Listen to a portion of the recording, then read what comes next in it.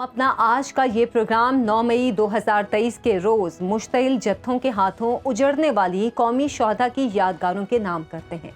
ان شہداء کے نام کرتے ہیں جن کے لاشیں رسول پاک صلی اللہ علیہ وآلہ وسلم کی آغوش میں سمائے، لیکن بد نصیب جتھوں نے انہی شہیدوں کی تصویروں کو پھاڑ ڈالا۔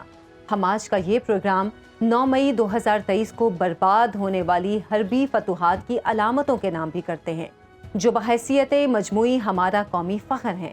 کم و بیش ایک سال قبل 9 مئی کے روز کیا طوفان بدتمیزی اٹھا اور کس طرح قومی یکجہتی کا جنازہ نکلا، اسی پر یہ رپورٹ دیکھیں۔ 9 مئی 2023 پاکستان کی تاریخ کا سیاہ ترین دن، جب سیاست کے پردے میں چھپے عناصر نے جتھوں کی صورت ملک کے 12 شہروں میں دفاعی اداروں کی عمارتوں کو نشانہ بنایا، جلاؤ گھیراؤ توڑ پھوڑ کی، سرحدوں پر جان کی بازی ہارنے والے شہدائے وطن کی یادگاروں کو مسمار کیا، حربی کامیابیوں کی علامتوں کو برباد اور وطن دشمن نعروں سے فضا کو مقدر کر کے رکھ دیا۔ 9 مئی کے حملوں میں صرف پنجاب میں 600 کروڑ کا نقصان ہوا، 23 عمارتوں میں توڑ پھوڑ کی گئی، 108 گاڑیوں اور 2 میٹرو اسٹیشنز کو آگ لگا دی گئی، CST اسٹور اور لاہور کے عسکری ٹاور کو پہلے لوٹا گیا اور پھر جلا دیا گیا۔ پرتشدد جتھوں کے حملوں میں لاہور کے DIG آپریشن سمیت 150 سے زائد پولیس اہلکار زخمی ہوئے۔ مشتعل جتھوں نے خیبر پختونخوا میں 139 مقامات پر سڑکوں کو بلاک کیا۔ پرتشدد مظاہروں کے دوران صوبے کی 13 سرکاری عمارتوں سمیت مجموعی طور پر 15 املاک کو نظر آتش کیا گیا۔ 12 سرکاری گاڑیوں سمیت 17 گاڑیاں جلا کر راکھ کر دی گئیں۔ مظاہرین کے پتھراؤ کے نتیجے میں 58 پولیس اہلکاروں سمیت سینکڑوں عام شہری زخمی بھی ہوئے۔ اس وقت انتہا ہو گئی جب سیاسی فتنہ گروں نے لاہور کے لبرٹی چوک پر جمع ہونے والے جتھے کو قائد اعظم کے رہائش گاہ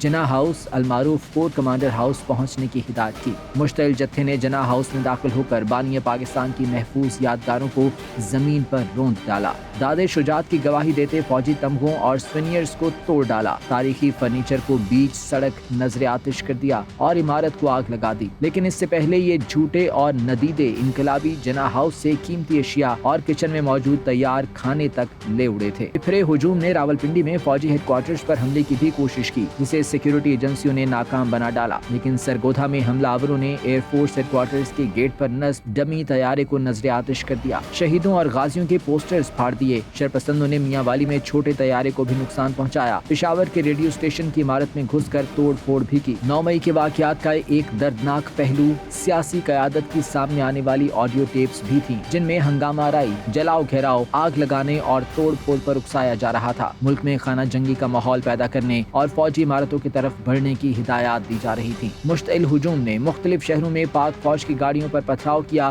اور نازیبا نعرے لگائے، مگر مسلح اہلکار صورتحال کو مزید خراب ہونے سے بچانے کے لیے صبر اور برداشت کا مجسمہ بنے رہے۔ واقعات کی سنگینی کے تناظر میں فوجی قیادت نے ذمہ داروں کو قانون کے کٹہرے میں لانے کا اعلان کیا تو قانون حرکت میں آیا۔ ابتدائی طور پر ملک بھر سے 9000 کے قریب افراد کو گرفتار کیا گیا۔ گزشتہ دنوں آرمی چیف نے 9 مئی کے حوالے سے فوجی قیادت کے خلاف ہرزہ سرائی کرنے والوں کو ایک بار پھر تنبیہ کی۔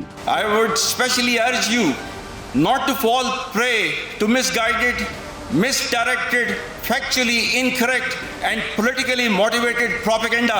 Constitution of the Islamic Republic of Pakistan, White Article 19, has unambiguously drawn the limits to the freedom of expression and speech, which must not be misconstrued as freedom of expression of venom against others.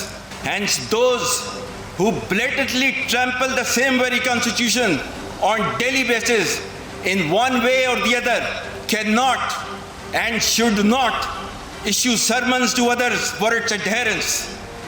We know our constitutional limits very well and expect from others to also know them well.